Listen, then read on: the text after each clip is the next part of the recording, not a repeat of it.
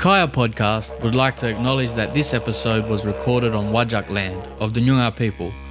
We recognise our First Nations people as the traditional custodians of the land, and we pay our respects to the elders past, present and future. Kyle Wanju, hello and welcome to another episode of the Kiya Podcast. As you guys already know, on this podcast we talk to some amazing people, both Indigenous and non-Indigenous, that do amazing things in our community and around the country. And a lot about what we do and what I love to do is finding those diamonds in the rough. And today we are very, very lucky because we are actually blessed with an angel sent from the heavens to come and bless us with his presence. This guy, I've definitely learnt a lot from this guy in the last year or two, probably about the last 2 years, just about how to give more. This is someone who's always giving to anyone that asks for it. He's always lending a helping hand. One of the things he said to me a while ago was, no matter the task, how big or how small, he's always willing to get it done. If there's a job to get done, he's the man to do it, and he's happy and proud to do it. And I'd like you to welcome Junior. Junior, welcome to the podcast, brother. What's up, Russ? Thanks for having me on there, eh? Nah, it's good, man. It's good. What do you think of the intro? Man, introduction's unreal, eh? Getting chills down my spine here, like listening to the introduction. I appreciate it. Thank you for the opportunity. No, thank you, bro. Thank you. So we first met. So obviously your name came up here and there with stuff with IBA, but I first met you when you came over with Paddy, and you guys gave the talk, and I got to sit and yarn with you before, man. And just from that first initial conversation, like you're just a real person, real down to earth and genuine person. Have you always been like that, or did you kind of have to find your feet? I think it's always been, for me, it's always been the meet and greets, right? No matter the location or no matter the surroundings, like you get more of a connection with being so real, so genuine. It allows the person that you're communicating with to just kind of drop their guard, so then when you kind of create that foundation, everyone you're around, you allow them just to be themselves. So, and then in that space, there'd be so much happening around in that moment in time, and it can just unlock so much. So growing up, one being this person who's just quiet, shame, hardly speak to anybody, like it was just really a different surrounding for me. And then as I grew and got older and played rugby league and played basketball, and my friends and my brother boys and the bowlers that I grew up with helped me to just be the person that I can be.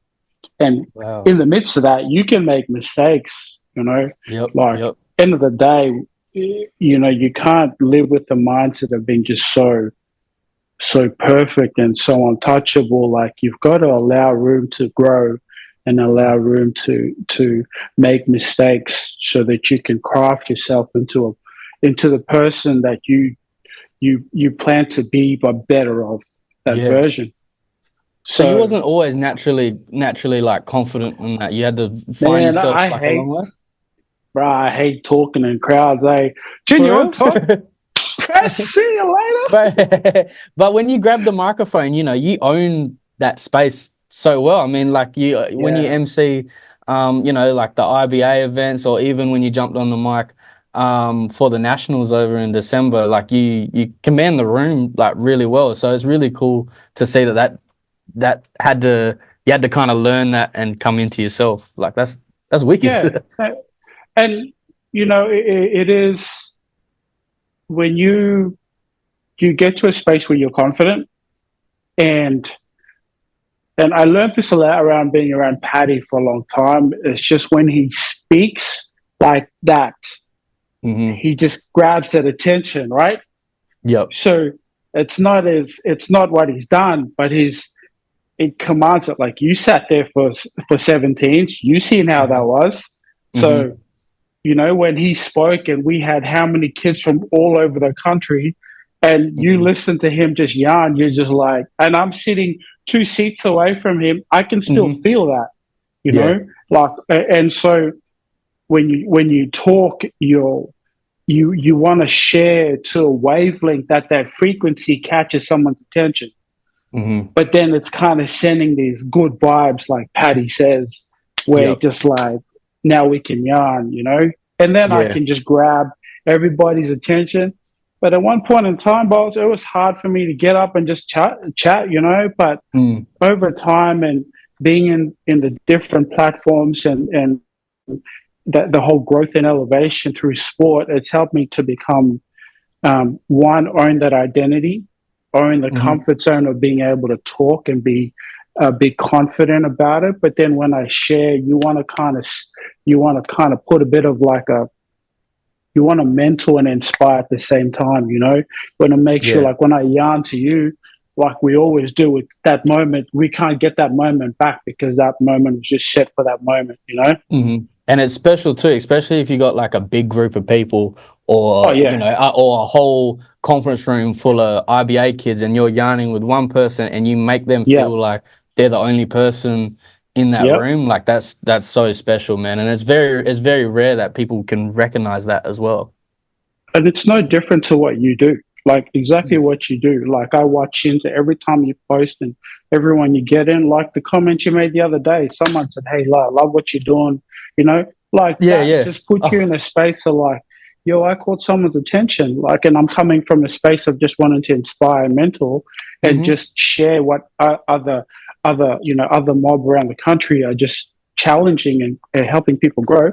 Like Yeah. it's such a small, like you think it's sitting in this room, but like people catch on to it. So Oh you man, kind it's of just, it's yeah, it's the best. It's the best feeling as well. Like actually reaching someone and someone giving that positive feedback. Like I ran into an old friend at the shops yesterday that I haven't seen in about 5 years, and he said, "Oh man, like I seen your podcast and who you're talking to and stuff." And me, because I always make jokes if I get a little bit self-conscious and stuff like that. I was like, "Oh yeah, I'm just putting my talking trash to something productive." And then he was just like, "No, man, it's like actually really inspiring. Like, keep going." And like that sort of stuff, it goes a long way. And that's the reason why I started this, is to, because us Indigenous mob, we're natural storytellers. Like that's how our culture's passed down. It's how our language is passed down. And I feel like with today's society and media and stuff like that, I was like, this is what I want to do. Like, you know what I mean? And the little people along the way have kind of given me like that little confidence to kind of, you know, 2 years ago I wouldn't have dared to message you for a podcast interview, man. You know what I mean? But yeah, but being proud of that's what it's about, bro. So yeah. um, yeah, I think so it's good. I think you like you own it. Once you have the ownership of, you know, being able to speak on country and being able to just allow that connection and then just embrace it. And then now you're like, now you're pulling out these questions and answers from all these different like inspiring athletes and mentors around that come on. mhm, There's someone that's sitting on this other side of the screen that's just going to be challenged and encouraged mhm. by that. Yeah, So and that's it's what like it's a about, isn't platform where, yeah, it? it's such an important platform. Yep. A lot of kids and indigenous mob have to realize like the power in their voice. Just having the conversations, like asking the questions, like, man, you can. do whatever you want, but just by asking questions and learning, like you're never too old to learn. So I guess that brings me in, because in preparing for this interview, obviously, I had to do a little bit of research and stuff like that. Like I couldn't just go off my general knowledge, but man, there's so much I didn't know about you, that I now know, and self-educating. So how did you come into the basketball scene? Because you spoke a little bit before about how you played rugby league and then transitioning, and I know we had the shoulder conversation last time we got, and how that kind of transitioned Oh, your career. So yeah, how'd you come into playing and then into this side of basketball? it's a great. I guess it's a lot. A lot of people don't know, and probably only just my family's around this area, around the country I live in. They're familiar with it, but like I grew up playing rugby league and basketball, and then I had both in the backyard. So like had basketball literally in the backyard, and then had rugby league over next door. So my whole street, we all wanted to play footy. We play footy, train Tuesday, Thursdays, play basketball Wednesdays, play basketball Fridays, play footy on Saturdays, and basketball on Sundays. So like, it was definitely busy. Full on. Oh, right, it was full on. So coming through it, I didn't know, like I had no idea what I wanted to do, and I finished at school and went to trial for a few footy teams, and I wanted to try that journey. Didn't want to go to uni, and I was just like, nah, I want to go play footy. So rocked on my way down south to New South Wales, to play footy. Ended up playing down in Sydney for Newtown Jets. Played in the South Comp. Played A grade in the South Comp. Played for Fiji a few tests. So I really enjoyed it, but my only downside was my shoulder dislocation, and then this comes back to the part of my shoulder dislocation. All started out playing a game. Like it didn't fully get disconnected, but I kind of extended that muscle a bit and those ligaments. And then when I finished, I came back up one time back home and had a break. And, our Kiya Pride, which was our Indigenous NBL Formula 1 team here in Cairns, which is Mulgrave, Cairns Marlins, and Kiya Pride. So a lot of us boys, Pi1, all us boys, Gouser, we all come out from this one. And this is where I started playing and wanted to get into it. So I really kind of took it a bit more serious than I wanted to. First year in, playing under 23s, they've just picked up Big Nate from our community, and he's coming in to work out and play, and he's starting to pick this thing up. And I dislocate my shoulder. Nate's full on stolen the ball, fast break down the court, and like holds the ball like it's a tennis ball. And I come in to cross his body and strip it, and he just hooks me and takes me up with it, and it just ripped my muscle, fell on the ground, out, done, couldn't play. Sat out. Yeah. Next year, rested the whole time, annoying. Went to play soccer in that off period once it started to heal, and come back to play again. Opposite end of the court, same thing. Nate come down the other side, go down to strip. Left hand this time, boom, strip, dislocate the cell. So, oh no! There's our connection with Big Nate Jarway. So then my journey at basketball is like I wasn't like a really good player or anything like that, but I loved it so much. And then as I made my way back down south, one of my coaches was down in Brisbane at the Spartans, and was like, "Hey, would you like one of my boys?" Big Gabe's actually. He was like, "Hey, would you like to? Let's go try out for the Spartans." Let's go try it. Full try out, bang, loving it, love it. Boom, dislocate, shoulder out. So then now I'm like, all right, this is. At the time, the Bullets had just finished up in Brizzy at that time, and they were about to roll onto Gold Coast, which was the other team. And Big Joe, who's the team manager extraordinaire, like has been around this game for a long time. he was our team manager at the time. He's like, Junz, do you want to help do water and towels? I'm like, sweet. I'm like, yeah, okay. What do you need me to do? Just do water and towels. Just come and set up practice, set up games, set up training, pack it down. All right, cool. I'm happy. Yep. I'll do that. And just because it was around all the boys, you know, it was around Tyson. Tyson was playing at the time. Chris Goulding was like young coming through. Adam Gibson, you know, big names that were like in our squad that were coming through. And it was a killer team. And I would have been like 14, 15 man or something, just, you know, and in that system. So I was just happy to be around it. But then still being in that system, like around all the boys, around sport, Yep, still being in the system. And then Big Joe signed a contract with the Gold Coast Blaze as a team manager. And then he asked if I wanted to come on board and be an assistant. And I was like, sweet, I love it, you know, and just being around it. So it was 2008 at the Gold Coast Blaze. Yeah, it was my first gig. And no experience before other than that? You was just like, yeah, that's an opportunity. I'm going to take it. No experience, just do whatever I can do.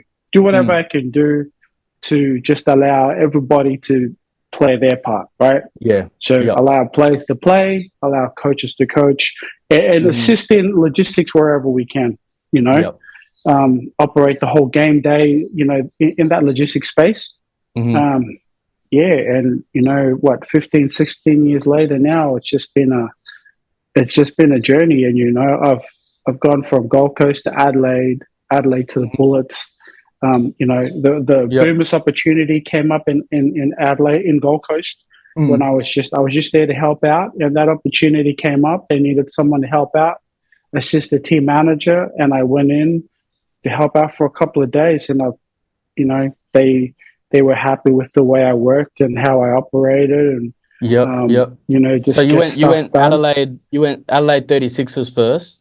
Was that first, and then Brisbane? No, I was at the Gold Coast, and then at the Blaze, and then Adelaide, and then Brisbane. And then with the Bullets, and then just by being yourself, bringing that professionalism at the Boomers camp, they were like, "Yep, this is the guy we want to get." You know. Yeah. Well, when I was at in Brisbane at Gold Coast Blaze, it was only in for a couple of days to help out. Like I was just helping out the team manager at the time, and free up a bit of his logistics work. And I had no idea what to do. So I come into camp, and then here's like young Joe Ingles, young Aaron Baines, young Joe Vidova. You know, you got Matty Nielsen, who's assistant coach. Like all these, you know, Barlow, everybody, like all these young bucks that are in there. Like now we're at this space. That's where it started. And then, you know, now it's been this journey for how long, and I've been in this, you know, the longest serving staff at the Boomers right now. Man, that's congratulations, brother. That's wicked. But like even hearing, you know, obviously you see where those guys are now, where you are now, and then even hearing, you know, like you was there at this pretty much the start of Tyson's, you know, career as well, and then how you guys have kind of reconnected through IBA and all that sort of stuff. It's just beautiful, like how the world works in those sort of ways, man. It's 100%. Like, man, I've been with Tyson, lived with Tyson, bro. We used to do a lot, you know, like those boys. Bro, what's Tyson like to live with? I feel like he's the type to like annoy you in the morning, like or, you know. Bro, Tyson's that. Did he clean? Did he clean up after himself or not? Yeah. But it was like a guy's house. Like, you know, it was me, Tyson. There was another Lockie Swindle. Lockie Swindle and Chris Goulding. So like I lived down the road with Adam Gibson, but then I'm coming in to help out, you know, crash at Tyson's. So I'm like, I'm the caller, like 1 o'clock in the morning. They're like, Junz, we need a lift. We're out on the Gold Coast. We need a lift. All right, I'm on my way. Pick him up, drop him off. But yeah, he's hilarious, bro. Just how he is. But he's been like, I wish his career went a bit longer than it did. If his knees hadn't like given way a lot early, right? He talk about someone who can play defense and lockdown. That's the guy. Like that, he was solid. You know, just that real physique. You know, Curry and and Just Greek fire. He's got that mixture fire. together. I know. Bro, that Greek mix and a Yeah, cream mix, yeah, bus. yeah. Well, he's just a Bro, man. they lock you down. Yeah. Just a mad Bro, indigenous Achilles. Like, oh, nah, that's seriously. wicked. Something else that I want to touch on. During that COVID period, this speaks tremendous things about your characters. Before that, you're in the basketball system. Helping these big NBL teams, and really at the top pinnacle of basketball Australia. And then COVID kind of hits, and then you was driving trucks. Was it you was driving trucks in and out of communities, to help the country any way you can. Like, man, like I know a very special few people really took that opportunity as it came, because that's what was needed at the time, brother, and Yeah. that speaks volumes.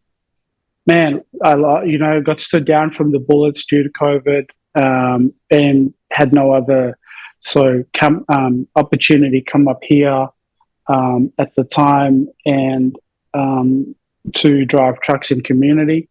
And like where we live, we're surrounded by maybe 6, 7 communities, and it's like a bid food supply, but just a smaller scale. And you're just in and out of cans and supplying food, and you needed a permit to go in and out of the community. Yep. And it was just these certain trucks. Not every truck was allowed. If you didn't have your permit, you can go in there. So 3 trips down a week, 4 trips, pick up, come back, unload, drop off communities, back down. So yeah, it was like I hold a semi license, and it was good because I love driving the big rigs, and I've got the experience in driving, semis and big coaches. So at that time when that was needed at the time, I took up the job and decided to it was the best place to serve in the community. Yeah, that's amazing, brother. And stuff like that, especially with mobs, sometimes we get a little bit too prideful, like, oh, maybe I don't want to do this because I worked so hard to get here or here, and it's all what do you call it, like, was it Fugazi? It's all mental, you know what I mean? Like, we can do anything. There's no sort of hierarchy on what we can do, and then from opportunities, you know what I mean? But you need to allow yourself for that, because in that space it brings growth. I have great relationships with the communities that I go to now, and the kids, and I see the kids now, and they stay in touch with my journey and follow me on socials, and to go from a community truck driver out into switching into working for the national team and going to the Olympics. There's so many of those stories around, that really impact and challenge some of the lives, especially within our communities. No, that's beautiful, bro. Like, that's what us as a community, like as a whole Indigenous community, is all about, is looking out not only for our elders but anyone that needs 100%. us, because that's our duty. Yeah, exactly. So we've only got a short amount of time left. But I just want to quickly touch on, so from that opportunity, you get a call saying, Junz, we want you to come and help out in the NBA. When you get that call, what's going through your head? What are you doing at that time? Like, I can tell by your face now, it still gives you, chills like that. That's real. I think, when we think of the NBA, it for some, and for me at the time, it was just a dream. It was a bucket list. I had done some experience work already. Paddy gave me opportunity to do some work experience at the Spurs, and I did some stuff with Phoenix. When we did the first NBA tour combination. So I did some work with Jay, who the guys who still remain great friends now. But when you're thinking about NBA, you're just like, man, like, you just love to work in that space. And when we had just made history, we had just got a bronze medal in Tokyo, and we're home, and I'm kicking back in COVID hotel for like 2 weeks, and just like, this is gonna be rubbish. This is the long Like, 2 weeks. oh, bruh, 2 weeks, and I can see Sobe's room across the other side, and Chris Goulding, and we're all eating like on call FaceTime, and we're all eating, and we're all just like talking trash. And Paddy's in Sydney, so the four of us are on call and just talking trash. You're just all having like, a virtual dinner. Bruh, we're just like, this is gonna be, might as well make the most of it. Mm-hmm. So I'm sitting in, sleeping, and I get this text. And Joe, like, Ingalls loves to prank me, you know. He's the full on loves a joke and has a good, you know. He's like, Junz, Jazz are gonna call you. And I'm like, huh? He's like, the Jazz are gonna call you. I'm like, the Jazz are gonna, this guy, who Jazz? Who are you talking about, Jazz? He's like, and I'm like, oh wait, and I'm half asleep here, but like I'm like full on. I'm still like, you know, I've just had to do my swab in front of my room, and this lady come and swab, and full on annoying, trying to poke my brains out. Mm-hmm. And then he's like, take the call, Jazz are calling. So I take the call, and it's Philly from, you know, from Utah Jazz, the head trainer. Hey, Junz, him and the head equipment guy.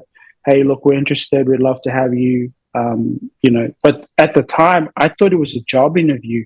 So when I get on the call, it's not a job interview; it's a job offer. But here I am, like full on presenting your best, like got your chest presenting myself, full on like. It's 7:15 in the morning here, trying to like half asleep, you know. And then you get this like, he's like, "Hey, Junz, we love what you're doing. You know, I worked with you at the World Cup." And he was Joe when Joe's with the Jazz. He was Joe's like physio massage guy, so he looked after Joe. So when we went to the World Cup in China, he was there on tour, and he watched me work. And this is the biggest part that I take out of this and I share is, it doesn't matter wherever you are, like whenever you perform or whatever you touch or do, like you gotta make sure it's elite. You gotta make sure that you're serving like to an elite standard. You know, like everything's about what you're giving out, not about what you're taking in. And I had no idea. So like every time we're in the green and gold, like I'll work till like 1, 2 in the morning to make sure like, you know, we're on point and checking in and on call. And when he said that he had been watching me work, and he was like, there were other people that applied for this role. He was like, nah, there's this guy in Australia that I want this guy in Australia. And Joe was like, you guys know, like when June comes to work, like he's going to work, right? And it was unreal. And when I was on call, they were like, yeah, cool, June, when can you start? I'm like, hold on a sec, I just got on call. Like, like I got no money to fly right now. Like maybe in like a couple months. Wow, like, and you know like. You know, and I don't know the NBA system, how it works. So I have no idea. So whenever I'm handling any of my, you know, like pay packages here, like I've never signed a contract, you know, like in that deal, they just like, hey, this is what you can, or you're on books or whatever. Cool. But now you're like actual Utah Jazz contract, like this thing's legal by, like they're taking care of flights and accommodation and car and like, wow. You're just like a player. Just at a scale of a different department. Well, it's a team. So, it's a team effort. Yeah. Right. It's a big scale to maneuver, man. Like we only see the walk-in red carpet in the modeling their gears and on court. The logistics behind that is unbelievable. Like unreal. Everything to go is for a team to get to that city to play to get on court, bro. It blows your mind, and that's why like I, you know, for this opportunity to work in the NBA, like I just made the most of it. Like every day I went out, I just like busted my butt to make sure. Like it didn't matter what it was. If it was tidying up, it was cleaning up, if it was laundry, 7 days in a row. If it was laundry for the other team, So my job was to host teams coming in, take care of all their laundry, take care of all the equipment coming in, get it back on the truck, ship it back to their plane, So like that's what you got to do. It's a huge important piece of the whole process as well. Yeah, but like and you're networking, Yeah, you're networking, but not only that. Like I don't even know if you realize this now or if you realized it then, but you set a precedent. You know what I mean? Like what does that say for not obviously a small percentage of players that play actually make it and when I say make it actually perform in that on the court type team.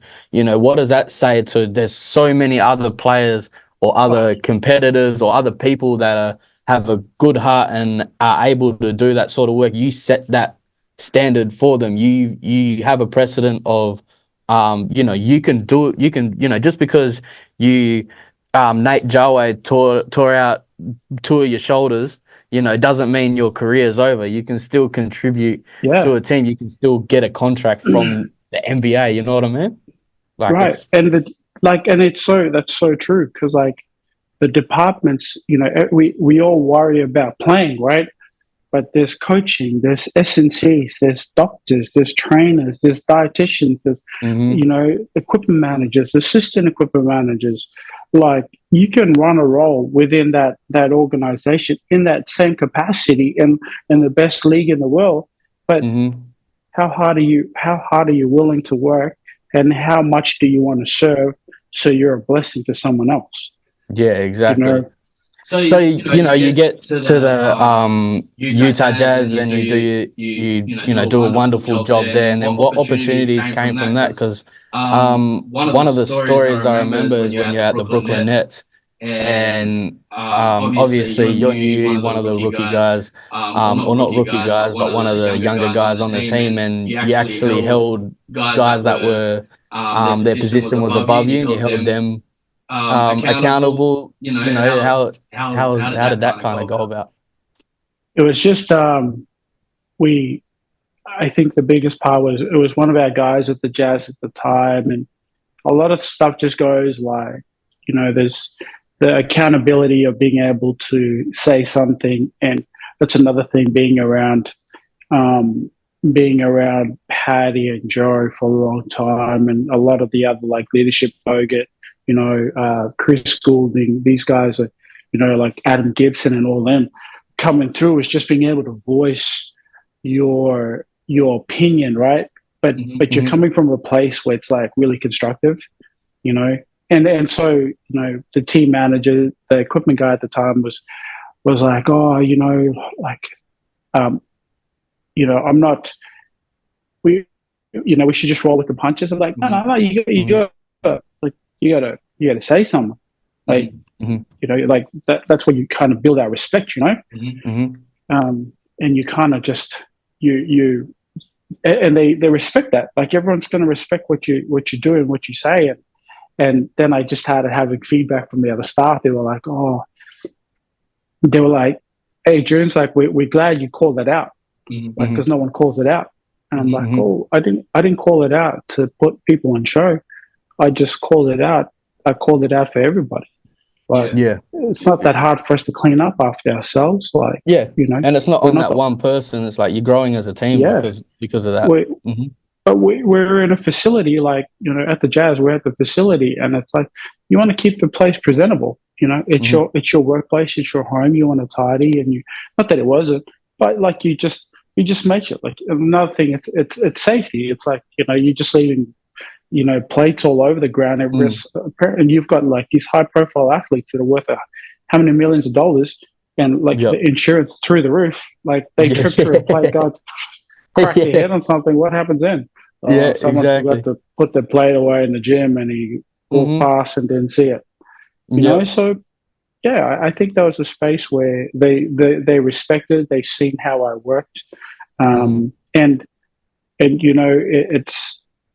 it's one thing I noticed in the US is like they love Australians, like they love Australians of just how they work, and the culture and the presence and camaraderie and the banter, you know. Yeah, yeah. What I loved about the US is if you say oh like I'm black, I've got a black culture, I've got an indigenous culture, but you're not from America, they instantly have so many questions, Oh, for you, and it's so relatable. Like I one of my favorite stories to tell is I'm playing video games with my friend who's Native American, and we've probably known each other for about six because we was in upstate New York, and we're playing video games, and he's like, I've been meaning to ask you, like, what's your culture? And I said, oh, I'm Aboriginal. And then he just pauses the game and he's like, what? He goes, you're Aboriginal? And I was like, yeah, do you know much about Indigenous Australia? And he goes, man, I learned about you guys in school. Like it's a shame what they did to your people. And I'm like, man, we don't even learn about our culture in school. Like, and you on the other side of the world learning about what happens. Like he knew about stolen generation, all of that stuff. And it's like that and cultural it's exchange is so cool, man. yeah, and it's something that it really catches their attention. That they Mm, have something to relate to, right? You mm-hmm, know, so being in that space and being able to share those stories and yarn, you mm-hmm, know, two different cultures, mm-hmm. like those conversations be unreal. You Yeah. know, just like those goose bumping hair back of your neck standing up conversations. You know, Yeah, yeah.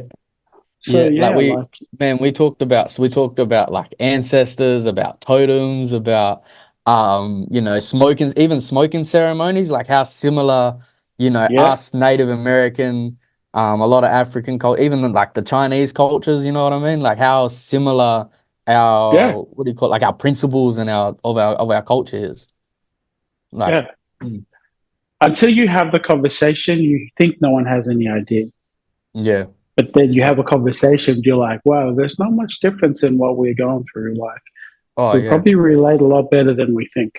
Mm-hmm. Yep, yep. Like one family that I coach, who's um Chinese descendants. We spoke about how, like, do you reckon they asked, they were like, oh, the rainbow serpent and the dragon are literally the same principle of animals, like created the waterways, created the land. Is it crazy to think that, maybe the dragon is the rainbow serpent just seen in a different light, or described in a different way? And I just think like those sort of, thinking Yeah. about our ancestors and those is just that's wicked to me. Like Oh, yeah. having those Tho- conversations, man. Those are conversations that you like remember, right? You Yeah. know, Oh, for sure. just and when it's a different culture, and then Hmm. you can relate Yep. and have a common conversation about Hmm. certain key topics, bro. Oh, man, is Those that's wicked. conversations will go for hours. Yeah, bro. Yeah. One thing that I think definitely deserves to be on this podcast is, was you the first international to get to go to Chicago for the award, for the team managers award over the all of NBA? Yeah. And it is an honor to, and it's a space where I don't share too much about, but when you Mm, sit in all the equipment managers from around the NBA are all situated at a retreat getaway, and then they they're like, Junior, we don't hire they don't hire from outside of the US in this role. mm, You need a degree to be in this role. Like, I don't have a degree. mm, Like, everything's just been hands on with international experience. So what they did was the Jazz were able to. I was able to get a degree through the Jazz mm, in a sports management bachelor degree through the University of Nebraska.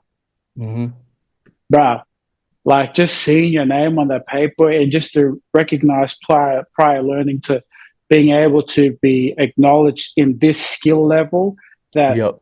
they needed. What did they say?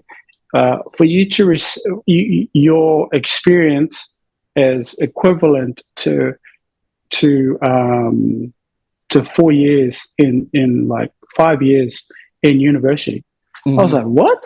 He's like, yeah, you've been with the Jazz this whole time. I was like, with the Yep. national team. I was like, yeah, like, Mm-hmm.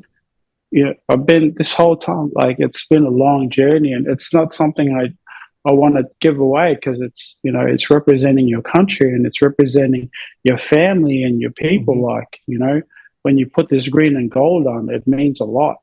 Mm-hmm. And then to be acknowledged, like at the retreat, it was like, Junior, no one in here has international experience. No one here has been to the Olympics. Like, Mm-hmm. you're the first equipment assistant manager here in this room that's been to these, Mm-hmm. how many Olympics? Your fourth, your third, and World Yep. Cups. So none of us hold a fever expectation or representation. So when you hear that, Mm-hmm. you're it's really humbling, and it's a Mm-hmm. blessing to hear. But then it's also encouraging for them, because then they have the conversations of like, hey, Junz, like, we'd love to, like, man, like, of course, just come out and sit in with me one time. Like, just Yeah. come out and see how we do it within the Mm-hmm. national team. Love to have you. Mm-hmm. Wouldn't even close the door to you just being a part to see how we operate. And Yep. the one thing that we do so well is, and it's gonna, it's gonna. There are days where we're so great at it, and there are days where we're not that great at it. But what we imitate well is culture within the Boomers. Mm-hmm. Yep. And that's one thing that Australian are really good at, is culture and the sports connection and camaraderie within the team. It's the next level. So everyone buys in, everyone's about each other. So, and it was just great to be. It was great to be acknowledged, and it was from the head of our equipment manager, the head of the union too, to be pulled out. So that that was. I was really humbled and blessed to hear that. No, that's beautiful, man. Like, especially on that scale, to be recognized, not only to be recognized, but to be appreciated for for those 1-2 o'clock in the mornings that you put in, man. That's wicked, because I know, and we see the level of that you operate at. Like, I remember watching when you had the FIBA games, the warm-up games in Melbourne, the exhibition games, and I remember calling Adam and being like, "Are you watching the game?" We're like, "Yeah." "Have you seen Junior?" It's like, "Yeah." Tell Dyson move his head out the way so he can see Junior. Yeah. But like tell Dwop to sit down so he can see Junior. But like Yeah, every time the boys, they got to the bench, or you was right there ready. You had their towel. You had, even if they're pissed off, or they don't want it right now. You're like, "Oh, cool. It's not personal. It's just I'm doing my job to the best of my ability and making sure the team's good." And that's something that I love about you, bro. Is that how you operate? and in those moments, there's moments where Paddy and Joe don't want it. There's moments when Paddy and Joe are pissed. The leaders of the Boomers. Like, there's times where Pat just like gives me a look, and he's like, he's upset You about just something. know, and you just And know, hey, so you hold it to him, and then he doesn't take it. So you're like, all right, I'll just put it by his foot. So I'm just put it by his foot, slide the towel in. I got to operate the rest of the players now, So once you get used to it, like, you see how it rolls. It's never personal, and like, there are times where there's one time at the World Cup where I had a clash with Bainesy. Bainesy was real in this moment where he was really upset and real angry, and nothing was. It was just a moment, and me and him had a few words, and I'm here standing up to like this 6'10", 6'11" big unit, right? You're just like, well, hey, you say something, I'm gonna come back at you, So we're like, we're both from the same town. We both went to and school together. it's all from love. It's all from love and passion. That's what it is, eh? And then later on, he's like, "June, sorry about." I was like, "Bro, it's all good. Like, seriously, like, you're allowed to release your frustration. You just know that there's cameras out there watching you. They don't worry about me. They're watching you. So, No, that's wicked, man. That's beautiful, because it's but like, when but you there's no step on love that lost.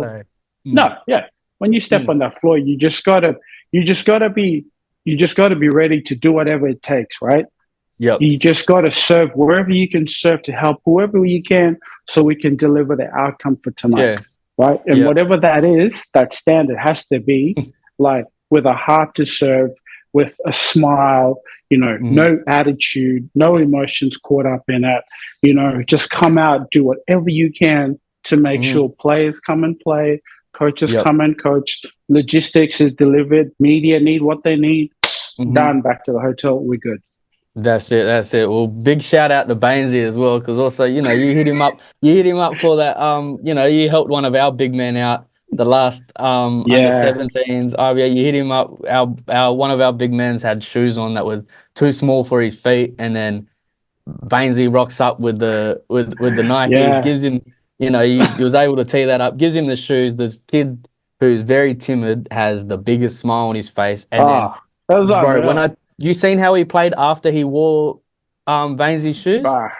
Bro, this kid went off. I was like, we should have got him these shoes in round 1 and we would have been good. We wouldn't have been stressing in the semi-final, but we should have got it. Like, this kid just came out balling and hooping just for the love. It was crazy it's crazy when Des was like, hey, Junz, bro, I need a favor. I was like, yep, what's up? What we need? Because one of my boys don't have he's wearing a size 15, but he's a size 16. As he's having a conversation, I know already, like, okay, I'm gonna ask Bainesy. I was like, all right, I'll hit you back. Let me hit you back tonight. Yeah. And then I'm like, I know Bainesy wears a 16, so I know they're about to roll into a game. Like, he's going to be rolling to a Bullets game at the time we were at Northside. So I just sent him a text. I said, Baines, Junz here, bro. Hope you're well. Sorry to bother you. Just that one of our kids from community in WA doesn't have any size 16s and needs some shoes to ball in, and he's only got size 15 Asics. His toes are poking out the side like an eagle toes. And then he was just like, didn't hear anything back. And then I knew he was going to be caught up in the game.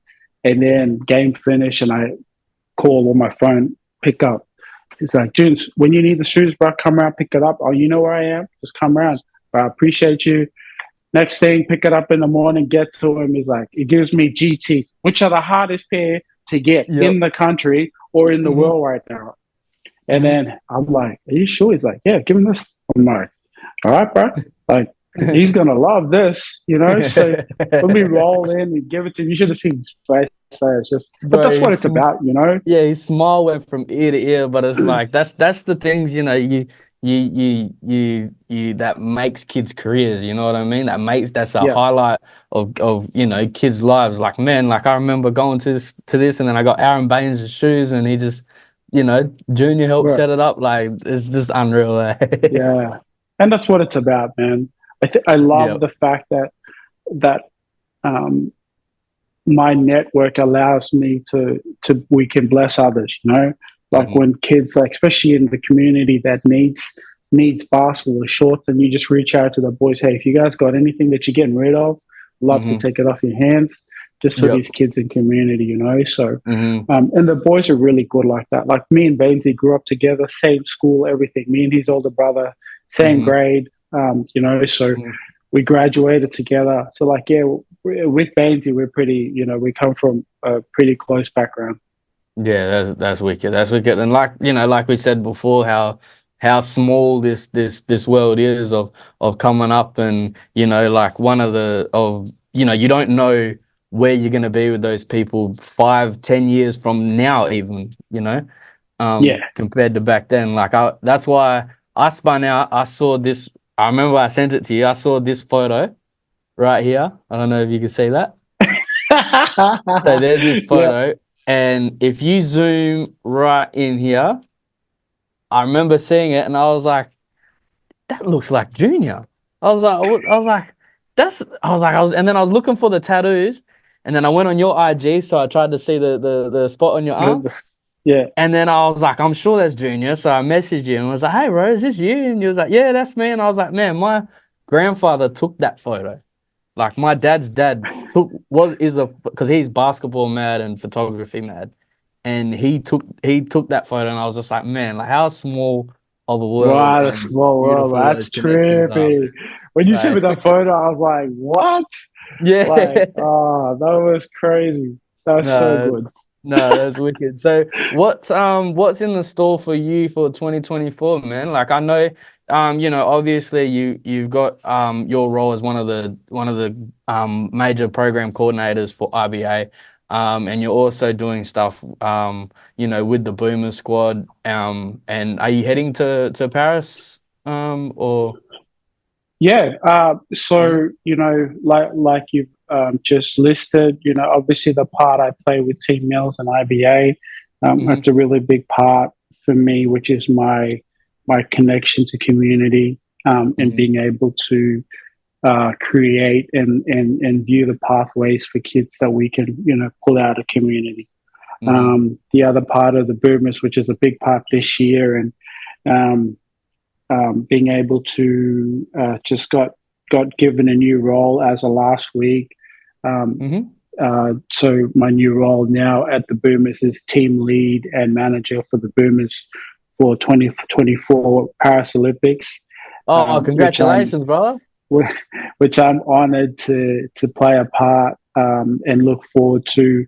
The pathway from here is through to 2032 back Mm-hmm. home in Australia in Brisbane, and Mm-hmm. so right now it's just really trying to we're really trying to filtrate the national sport level where we can tweak it and raise the standard a bit, Yep. and the logistics and the setups and everything where it can be of an elite environment, which is not saying that it's not, but you Mm-hmm. know you can tweak it to raise that level. So when everybody comes into Oh yeah. camp, it doesn't matter if it's 3-on-3 or if it's rollers or if Mm-hmm. it's disabled or deaf, or you can still come into camp going, man, I had the best camp Mm-hmm. at the Australian camp, had the best time, and that's what we want to do is the experience of putting Yeah. on the green and gold. So And just the part, maintaining that culture that you guys have yeah, worked so hard to yeah. build, eh?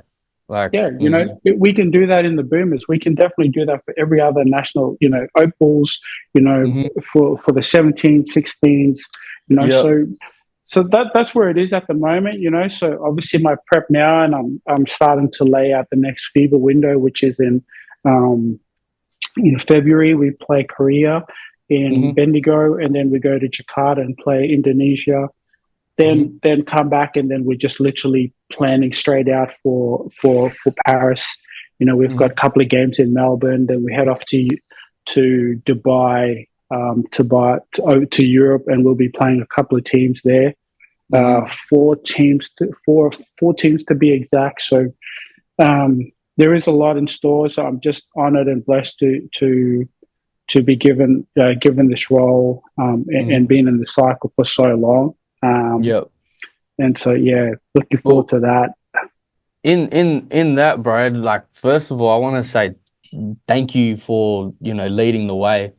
Apart from the traveling you've already done, like thank you for taking the time away from, you probably had to have a lot of sacrifice, whether that's personal goals or whether that's time with your family or anything like that for what you do for not only for basketball, but, for our country and for our mob and for our people, man. Like just hearing you list off all these countries and events and the World Cup, the Olympics and stuff like that. It's from as someone that's young, looking up to you, man. Thank you for laying all that out. That's something that a lot of people can only dream of doing in places people can only dream of going, and you're laying that foundation out. So man, that's why I really take my hat off to you and what you do, but also more importantly how you do it, because there's a lot of people that that are in those same roles that don't come with that professionalism, don't come with that humbleness, and yeah, it's just beautiful to see, bro.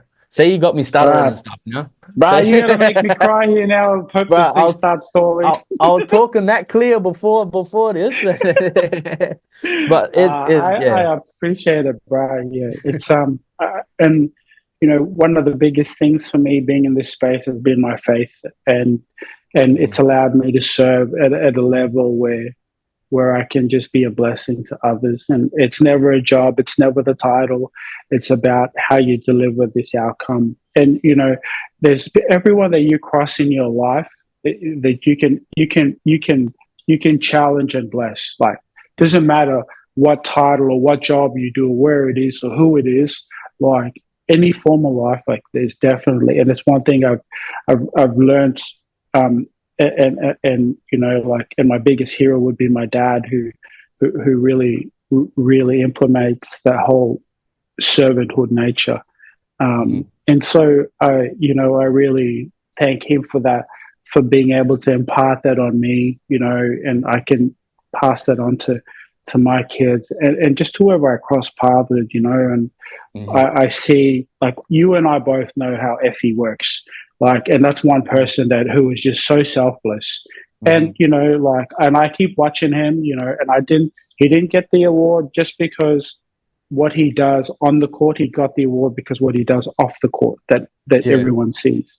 And it's that role. It's the unsung hero within the squad that goes above and beyond. That's the first up in the morning, the last one to go out now, but does not complain. Smiles and waves 24/7. That's be able Effie, to put bro. his emotions aside. That's Effie all over.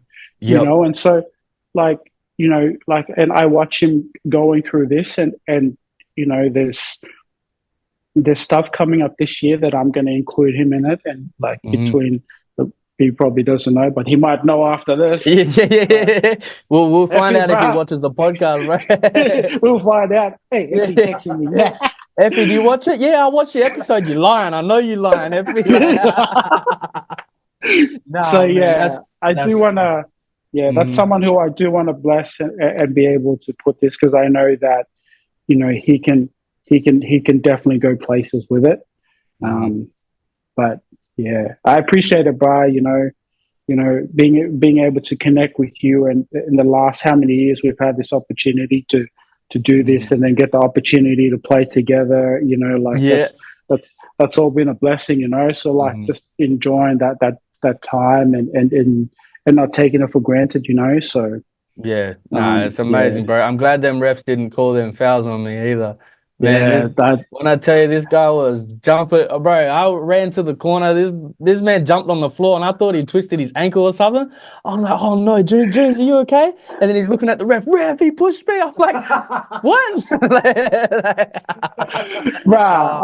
After the refs were like, Junior, why are you falling over? I was like, you know what? I'm gonna have a chat to Jackie Dover about this. Yeah. Because obviously you're not so observant.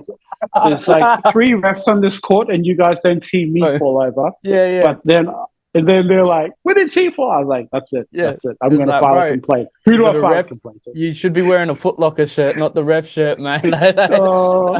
Yeah, it was beautiful. Like those sort of moments, you know, trying to pull a brother's shorts down while they're shooting free throws and stuff like that. Like that's what it's all about. That's a fun part of it. I'm looking forward to the next one, to be honest. And you know what? If it wasn't for Binar, we wouldn't have a tournament. Oh, really? In all honesty, if it wasn't for Binar fielding so many teams, we wouldn't have as much. You guys played every field as a team from Binar. You know, and that's credit to like what you know. Adam does that there, like Binar does. That's what when you impact a community like that, you can move right across the eastern side of the country, and then be able to like fulfill a whole schedule.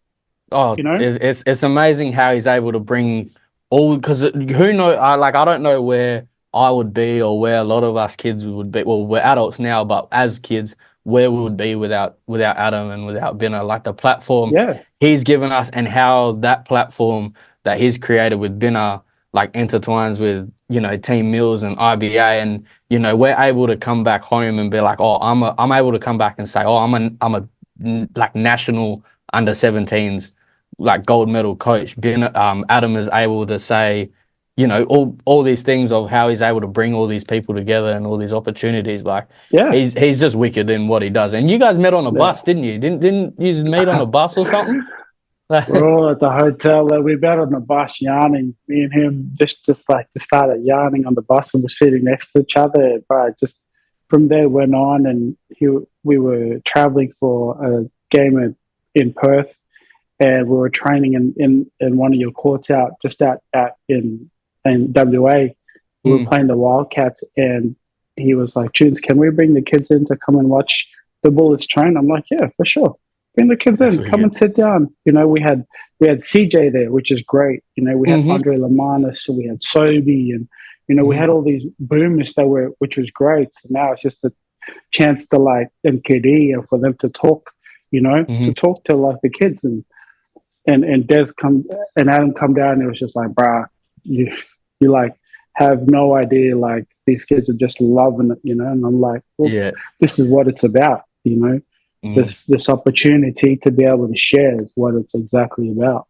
That's it, brother. Well, no, best of luck with your goals. First of all, thank you for taking the time, out of your day to yarn with me, bro. Like it's definitely a blessing, one to get to share your story, with the world, but it's also a blessing just to get in the yarn with you and seeing the point of view of and asking questions that like I never thought of asking, or maybe I thought of asking, but I was like, oh, I'll save that for another time. But nah, brother, thank you for taking the time to have this yarn, and man, I just know it's still just the beginning for you, man. I know there's a lot of stuff probably on your bucket list that you still want to tick off, and just I can't say how much all of us mob look up to you, and just to keep going, because I know I'm a big thing about mental health as well. Like we've had yarns together, and I've been